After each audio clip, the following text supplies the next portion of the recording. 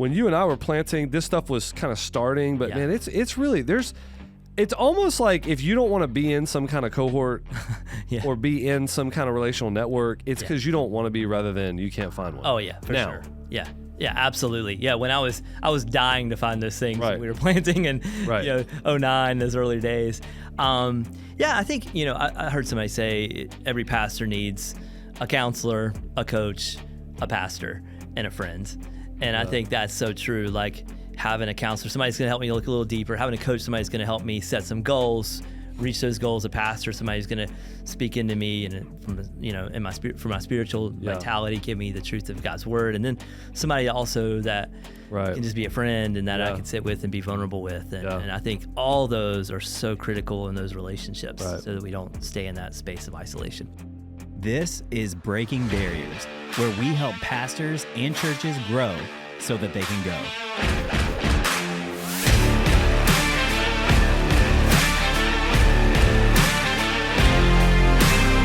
Hey guys, welcome to Breaking Barriers. My name is Pastor Andrew, and I had a chance to sit down with a counselor and former pastor of a church plant, 15 years right here in North Carolina, Ben Tugwell.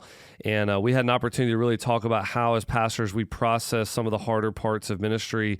We jumped into this conversation last week. We're going to jump back into it today. Thanks. So I think part of what we're trying to do at Breaking Barriers when it comes to young guys or pastoral health, especially in growing churches, is, make sure that we're the type of guys that if we're going to run into the building, we know we can already do 100 push-ups. We're already sort of, we're working on that part of our life. And I think a part of that is physical health. A part of that is, it's all the stuff. It's the flywheel. It's finances and physical health and all that kind of stuff. But some of it is just a straight up realizing what the emotional dangers are. Absolutely. And trying to be able to see them coming a long way off. I'm a big advocate of that. We have to know the wiles of the devil if we're going to stand against them, And so we see them a long way off. Now, you have talked about this in 3 buckets when you're talking to our staff about it. I'd love for us to maybe spend some time just talking about this, and it gives guys good handles, when we're thinking about, man, these are three danger points, I guess, that you need to be ready for. Right. We've already mentioned the first one, but let's go back through it. The first one is just thinking about relationships, like how, how can those relationships be dangerous? How can they layer up pain? And how, what do we need to do about it? Yeah, great question. And I would say the goal of why these 3, when we think about the, relationships, responsibilities, reality, it's very much what your analogy was. Like the analogy you just named was, I want leaders to grow in capacity.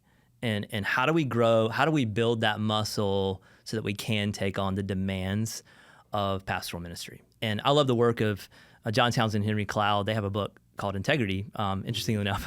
And in the book, they say that character is a set of capacities to meet the demands of reality.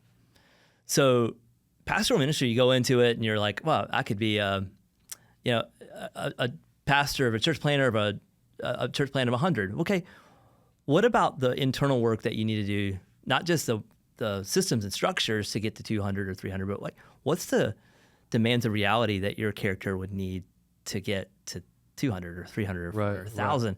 And this is where you see a lot of pastors fall off, disqualifications happen, because their character never grew to those demands of reality. Mm-hmm. The new challenges of I can navigate one negative experience with a couple that I was trying to help in marriage counseling and it didn't go well. Okay, can I navigate 10?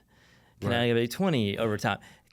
And those are demands of reality. So what's the character that would need to be developed? And so that's why we talk about those 3: relationships, responsibilities, and realities, because it's how do we grow in those areas of our character to be able to take on those new challenges that will inevitably happen in those 3 specific areas. In those specific areas, right? That will inevitably happen if your church is growing and going, right? Right, exactly. So relationships, which is, in my opinion, and you know this because you guys were there. I know this, which is a big time myth in the non-church growing world. a lot of times what I hear is, well, if my church was ever 500, then I would have the space, the time, the money. Yeah. Man, if our church, people are like, if our church ever hit 1,000, we would have so much extra margin of money, time. And what people don't realize is like, it is the opposite. Yeah. As the church grows, it only gets more demanding. Mm-hmm. The problems only get bigger. Yep. At least they feel that way. You're talking about more dollars and cents, more people's lives, that kind of thing. And so what you're saying is exactly right. Like, you can't wait around to say, well, my character is not going to need to be in a bigger place there because I'll have more resources. That's really not true. No, not at all. So it's like we have to be building the capacity in those areas of relationship, responsibility, and reality now. Yeah, exactly. And I think sometimes God in his goodness will give us wake-up calls to pay attention to those characters. Yeah. So maybe it is a stopping of your church to grow numerically so that you can pay attention to those things. Yeah. Or maybe it's not. Maybe it's growing and you're exhausted and you don't know why. Let that be a wake-up call to say, maybe I should look at these three things. So here's the three. Here's the first one of the three, and you kind of set me up for that, is relationships. Relationships is not just about community groups. I know we push that this time of year. It's the fall, right? We're going to say, be in a group, you can't do life alone. But I would even say it's even more than that of what does it look like to be vulnerable with somebody else? What does it look like for others to have access to our hearts? Like, to be able to name our emotions, to be able to express those, and to be the way my coach always tells me is like, vulnerability is childlike. Who can I be childlike with? Well, I don't have to wear the mask. And they get to see me for, really what's going on. And I think that is so helpful and important for leaders to have. I talked about this with your staff. I was in a process group when I was trying to grow and kind of in this journey for myself. And I remember being in this process group with all these different leaders. I was the only pastor in the group. And this one leader was going through a hard time. And I just began to kind of pastor them as I would, like, here's the right scripture, here's the right, and somebody in the group said, hey, Ben, we don't need you to be the pastor right now. We really want to know Ben as just you, as the dad, the husband. Right. Like, who are, that was so freeing for me because it was like allowed me to like, okay, I don't have to perform for this. I can just be Ben and be cared for as Ben. And I think that is so helpful for a pastor to have those comrades in their life that they can be vulnerable with. Because without that, we can get really, and the number one challenge, Andrew, is like when I am coaching pastors is isolation. It's like, well, if they know that I'm struggling with this, then they're going to think I'm weak. If they know that I'm struggling with this, they're going to think I am disqualified. Or they know I'm struggling with this, and and I think like if we can get out of that narrative of like, no, people actually will trust you probably more if you're more vulnerable. They'll probably say, oh, I can relate to that guy now because he doesn't have it all figured out, and hey, I certainly don't either. And I'm not saying being reckless with it. I'm not saying get up there. Some pastors do it in a way that I would call vulnerability, where they get up and they are sharing a story just for like, that kind of manipulation point. But I would say, finding some people in your life that you can be that with and say, hey, this is what I'm feeling right now. I mean, we just came out of a hard week, and I know many of y'all who are pastoring right now, it's hard to navigate with the church when you have different big news things. Everybody wants to know, what do you think of it?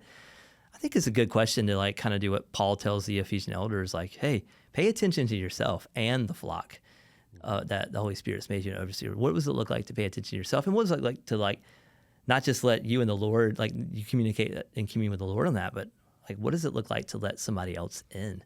Man, Ben, in your opinion, is there sort of a connection in these three areas that you see from your coaching? And there are three needs we have because they're also three pain points. Like you mentioned, like a pastor, they may turn over 7 to 10 really good friends in a course of 3 or 4 years. Somebody else does that in a lifetime. Yeah. And there's a connection there between that's probably one of the pain points. So therefore it's one of the things that we need to be looking at. Yeah. I don't know if that theme would go through with responsibilities and realities also. Yeah, it would. Like specifically with friendships, like a lot of times pastors, they will experience that first wave of hurt or that first wave of betrayal or whatever it is. And maybe that keeps them from doing the very thing that God's created them to do, which is to have those relationships, because they just start going, well, I can't trust anybody. I can't let anybody in now. And so we kind of believe that lie, and we live in that hidden sort of, and freedom exists in the light, not in the darkness. Right. And so if we can let some more people in and allow those healthy relationships to thrive, and it may not have to be in your church, it might be some friends outside, whatever, but finding those, I think, is really, really important. Yeah, and I think that we have to also understand. I mean, you're in Greenville, so you know this just as well as I do. I mean, there are a lot of dysfunctional churches. Yes, super dysfunctional. Yeah.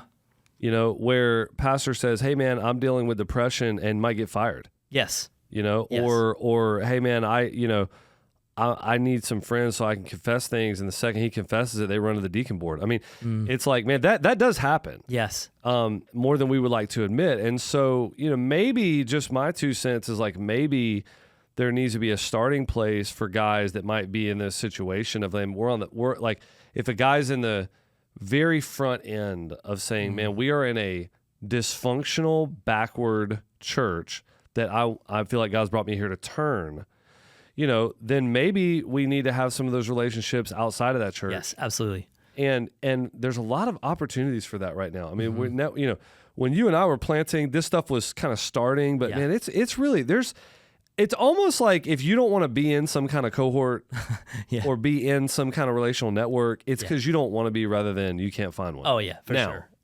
Yeah, absolutely. Yeah, when I was dying to find those things when we were planting and you know, 09, those early days. Yeah, I think, you know, I heard somebody say every pastor needs a counselor, a coach, a pastor, and a friend. And I think that's so true. Like having a counselor, somebody's going to help me look a little deeper. Having a coach, somebody's going to help me set some goals, reach those goals. A pastor, somebody's going to speak into me and from, you know, in my spirit, for my spiritual vitality, give me the truth of God's word. And then somebody also that can just be a friend and that I can sit with and be vulnerable with. And I think all those are so critical in those relationships so that we don't stay in that space of isolation. So let's talk about responsibilities. So when you move on and think about responsibilities, what's your, you know, what are you thinking about there? Yeah. So just like relationships, you know, one of the first things we learn in relationships is attachment. That's 0 to 2 years old. That's when the first things you begin to learn as a human being is attachment. How do I connect with other people? And when we think about responsibilities, we start learning that from 2 to 3 in our inner work, like when we're growing and developing. And I can think back to the time my youngest son, Gideon, was cleaning up blocks when he was 3 years old. My wife walked in the room and kind of was looking over his shoulder, and he stood up and he put his hands on his hip and said, "I don't need to be supervised." and you know, people call that the terrible 2s and 3s. And you know, there's a reason why we do that. Is we're learning like what's our responsibility? You know, where's my voice? When do I stand up? Who's in charge of me? Who am I in charge of? You know, that's when we start to grow and develop. And so if we don't have those really early, it's really hard to get those later until we can kind of grow and understand our responsibilities. So I'll just be completely honest. When you named that tightrope and you talked about the responsibility of preaching. And just if I can, just to go back. Yeah. Like the tightrope, just if people haven't heard. Sorry, No, the tightrope is the idea of like, man, let's say you preach a sermon 30 or 40 minutes. And you're actually physically walking. So like we've talked about, like, man, a lot of times a sermon, you might walk half a mile or a mile, 3/4 of a mile if you just look at your Fitbit, or a mile even, but or even sometimes longer. If it's like a 50-minute sermon, you can get well over a mile. So, but you're doing it like somebody who's doing it on a tightrope. Because it takes that amount of focus and mental burn. It does, yes. You know, with you know, you got all these eyes on you. You're trying to remember everything. You know, it's not like a walk in the park. It's a walk on a tightrope. Go ahead. Yeah, yes.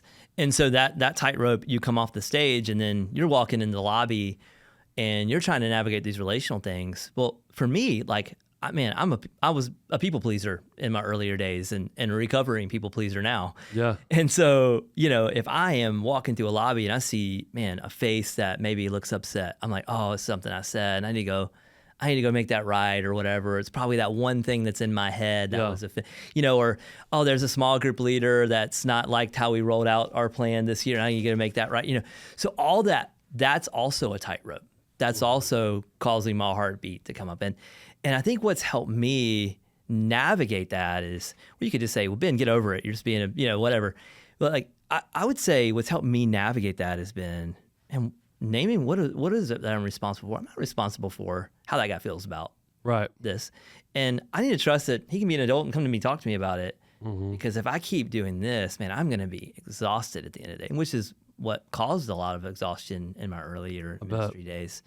And so you could put me in every church planting, pastoral health conference, that said the importance of taking a sabbatical, the importance of going on a date with my wife, the importance of eating healthy and working out and putting my phone away at a certain time. And I did all that. I honestly did all those things pretty well. But that doesn't make, like, just because I turn my phone off at a certain time, and I think those are really important practices, right? But just because I turn my phone off at a certain time doesn't mean I'm not still editing a conversation I had earlier that I feel bad about, or I'm like, oh, I wish I didn't say that, or I should say this, or I should have apologized to you. It's all that kind of stuff that's going on. And so when I think about boundaries and responsibilities, those are the boundaries I'm talking about. Like, how do I have those internal boundaries where I'm thinking about, and what is my responsibility? Well, the scriptures would tell me to guard my heart, because everything I do flows from it. And boundaries is a property line. And when I know what's in my yard, what's my responsibility, man, if I can manage that, and then everything else is like, okay, how then do I serve people? But I'm not responsible for this person's had a tough marriage. They're coming to me. I can shepherd them and love them, but I'm not living there, right? Yeah. I'm not responsible for all of what happens next. Right.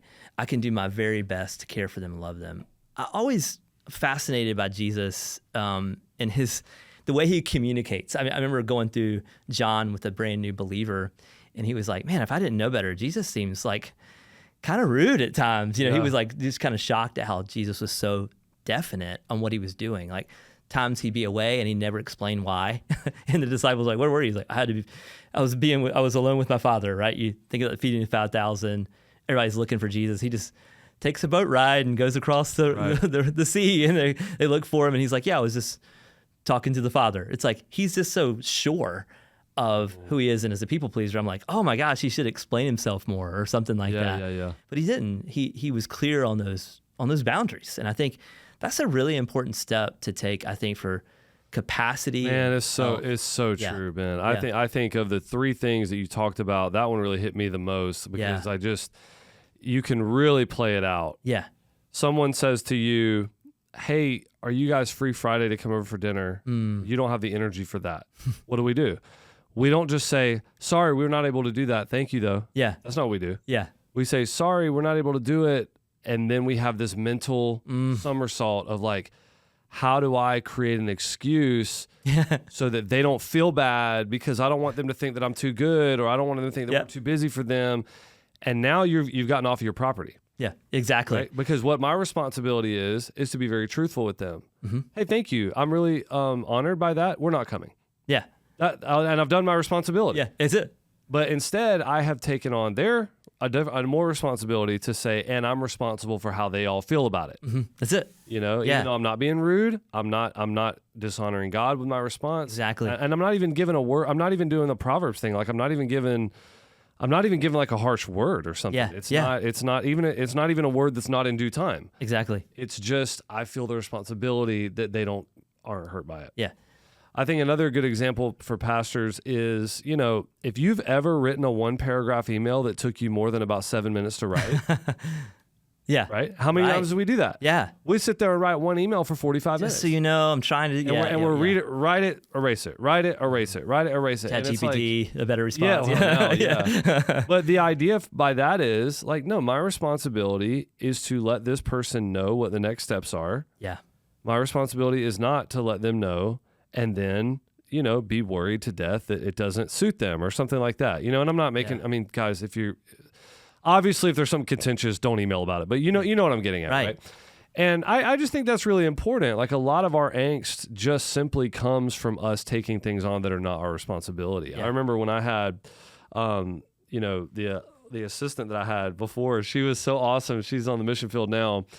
And man, just love her in terms of her, she was kind of raised here. So special to me and my wife and also a lot of our staff here. But there would be times when I would walk by and be like, hey, what are you doing? And it was something, she just loved it. She wanted to be in. And I'm like, hey, is that part of what we're really supposed to be doing? Or Right, is it just something that, and it was all in obviously good nature, but it was like, man, without boundary lines, people drop stuff off at her desk and she's going to just start working on it because that's who she is. We got to have those boundaries so that we can keep, a proper kind of weight and perspective on what we're called to do. Yeah, well said. I love the word. John Townsend says there's the 5 most important words when it comes to boundaries is that doesn't work for me. Yeah. And so if you get in the habit of saying that, I know, oh my gosh, I've taught leaders before that I've shared that, and they're like, oh my gosh, that sounds so mean. I was like, but is it? Is it mean to say that doesn't work for me? Hey, we want to hang out with y'all Friday. Hey, thank you so much for inviting us, but Friday doesn't work for us. Yeah. And anytime you're dealing with somebody that's like, well, what's going on with you? You're dealing with somebody who's already pushing your boundaries. Most likely, they're already pushing your boundaries. Well, what do you have going on? They're already pushing your boundaries. If you say, hey, this is wonderful. Yeah. That's what it looks like to set those boundaries. So I think that's so important. I was, this is a good example of this last couple weeks. So we have a book coming out, Chosen. It's an adoption book. Really excited about it. Just kind of our story, our church's story, awesome. and then also just like real practical. It's a book that's supposed to just kind of really be like, man, very easy to take 8 people and say, hey, let's read a chapter a week for 6 weeks or 7 weeks or a couple chapters, and then just a good primer for adoption, right? Yeah. And so, I'm at that phase where I've never done this before. I'm at that phase where I'm getting guys from around the country that I know to like write a little endorsement for it or whatever. And I sent one to a guy who I have a good relationship with, but it's kind of from way back. Okay. And now like his profile has exploded. Okay. Like he's a, very popular influencer now. I mean, to the glory of God, honestly, I think he's doing a good job with it, but it was so, he did exactly the right thing with what we're talking about. I sent him the email. I mean, and this is like one of these guys you got to have a bat line to get to. Okay. So, but he wanted me to get it to him. I get it to him.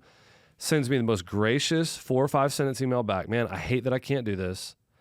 I had a previous experience where I have to read a book before I say anything about it. And he's like, man, I'm sure it's great, but I don't have the bandwidth to do this. I hate it, but thank you, for thinking about me and maybe next time. And it was like, hey man,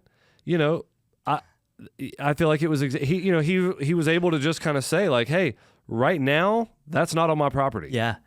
I love you though. I'm not mad. And I'm honored that you would ask me. And I feel like he was almost trying to. He really communicated an honoring way back to me. Yeah. But what he was doing was what we're talking about. That's not on my property right now. Yeah.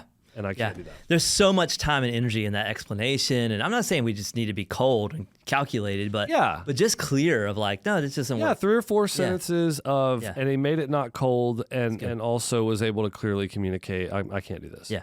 And I think even within and I appreciated it. Yeah, I think even with that internal work too, when you're just like at home and you're editing those conversations, like, oh, well, is that my responsibility? That kind of like internal, like what does those personal boundaries look like in my own heart? Yeah. Well, let's round this out, man. Let's talk about realities. Yeah. Sometimes the realities of things are just what they are, but we still need to kind of think about those things in terms of what we're taking on emotionally. Yeah. The word I use in coaching and we talk about, I'm a Townsend leadership coach. So I work with Dr. John Townsend. And so we talk about integration. Integration is how well we can hold good and negative together. Okay. And so this kind of goes back to when I think back to the COVID years of being like on a podcast or a Zoom call with different pastors talking about how we all feeling about it. And I just remember those days, like some were just like rainbows and unicorns, like the Lego song, like everything is awesome. They weren't looking at any negative part of what was going on. They weren't looking at like, no, it really is kind of terrible to like preach in front of a camera and have no one in the room. Right. That's hard. And it's really hard to navigate all these different opinions and things like that. And so they just wanted, it was like, no, it's great. We're gonna strengthen our live stream, reach millions more people. It's just all good. And the other pastors were like, man, this is the worst. They weren't looking at any possible positive outcome of this. And so some were holding it all good. Some were holding it all bad. And I think the danger of that is, man, that's just not the world we live in. We live in a world where Christ is risen, but we still live in the world that creation groans at his second coming, That's right? right. So we have to hold space of positive and negative. And I think when I find leaders that can be sort of stuck, emotionless maybe, or maybe they're real critical of themselves, maybe they're critical of their team, perfectionistic, I'm typically looking for, it's probably something there where they haven't allowed themselves to deal with some negative realities that happen because you're just a leader. And I think we all have to have a template of what that looks like in our life for healthy, manageable growth. Because this is a great church. I mean, you guys have had incredible wins. You've had multiple campuses. This is a beautiful building that we're in, but you've also had losses. Oh, yeah. And so celebrate those wins, but also like, what is it like to look at the losses as well? That's integration. I was doing a cohort with a group of pastors, and they were all pretty like it's kind of mid-sized, small-sized rural churches, things like that. And it was interesting. I did when I did this part of our work together, when we're talking about integration, holding positive and negative, I had them do what is called a loss inventory. And so let's look at the top 10 losses that you've experienced in your life. Let's process them together, right? This is something I'm trained to do. This is that was part of the cohort. So they wrote out top 10. Number 1 was the hardest down to 10, was the least difficult in the top 10, right? So I had them start from 10 all the way to 1. And it was really interesting. All 10 all the way up to number 6 to maybe 5 were all things that happened in ministry. So we tried to plant, and our plans didn't work out, or we were close to this couple and now we're not, and that couple left the church, or I was misunderstood, I was misrepresented, I experienced betrayal, I was let go, all these different things, right? 10 all the way up to 6. Interestingly enough, every single one of the pastors, either 4-1 or 3-1 of the most difficult were things that happened in their family of origin. Something that happened when they were younger, something that took place. So there was one pastor particularly had his father passed. It was his number 1 loss. His father passed when he was young. And the way that he learned how to deal with that loss, which is he's the older sibling, he was to take care of everyone else. He was to take care of his mom, his siblings, and make sure everything was taken care of. Every way that he dealt with number 1 was exactly the way that he dealt with all the hurt in ministry, the betrayal in ministry. What did my kids need? What does my wife need? What does the church need? And not thinking about what does he need? Yeah. And so he had a template of how he would deal with negative things that he brought into ministry. Right.